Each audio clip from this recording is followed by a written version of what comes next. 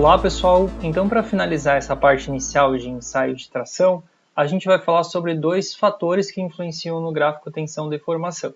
Então o primeiro fator é o encruamento, é que depois de uma determinada deformação plástica no material, se a gente for refazer o ensaio de tração, a gente vai ver que a tensão de escoamento do material foi alterada.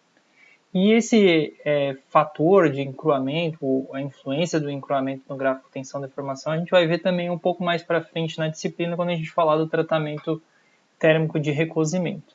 Mas esse gráfico aqui ilustra isso que está acontecendo.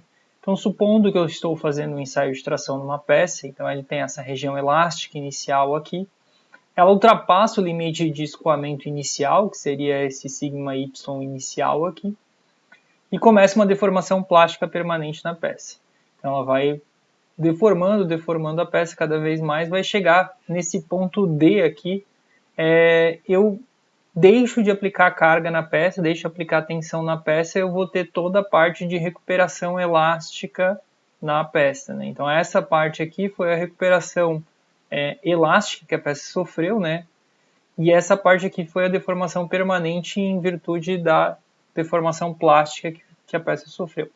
Se eu pegar essa peça aqui, esse material, e refazer um ensaio de tração a partir dessa deformação prévia que foi causada, o que vai acontecer?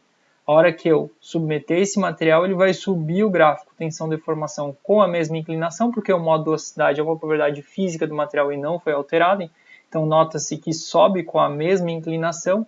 Entretanto, a tensão de escoamento, que era essa aqui, ela vai ser essa aqui. Para conseguir começar a movimentar as primeiras discordâncias, eu preciso aplicar uma tensão superior à que eu tinha aplicado inicialmente devido a essa deformação prévia na peça, né? Então é como se eu precisasse de mais força para conseguir movimentar as discordâncias. Esse efeito é chamado de encruamento.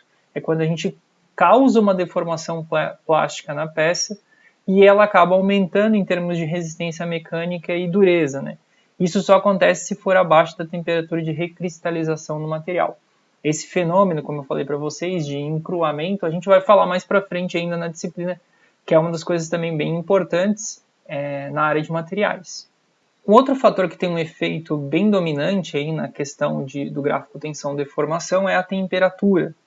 Como exemplo, eu coloquei aqui alguns gráficos do ferro, o gráfico tensão-deformação do ferro sendo feito em ensaio a diferentes temperaturas, e do PMMA, o acrílico aqui também um polímero, né, sendo feito a diferentes temperaturas. Em termos gerais, né, à medida que a gente aumenta a temperatura do nosso sistema, então aqui menos 200, menos 100, 25 graus, o que a gente faz? A gente faz que a tensão de escoamento tende a diminuir e a ductilidade do material tende a aumentar. Ao colocar temperatura, a gente está dando movimentação, ou facilitando a movimentação atômica, facilitando a movimentação de discordâncias. Isso faz com que a tensão de escoamento caia. Então, em geral, né, o aumento da temperatura ele causa um aumento da movimentação dos átomos e moléculas quando a gente fala em polímeros, facilitando aí a movimentação de discordâncias e deslizamento quando se fala em macromoléculas. Portanto, aumentar a temperatura diminui a tensão de escoamento e aumenta o alongamento, né?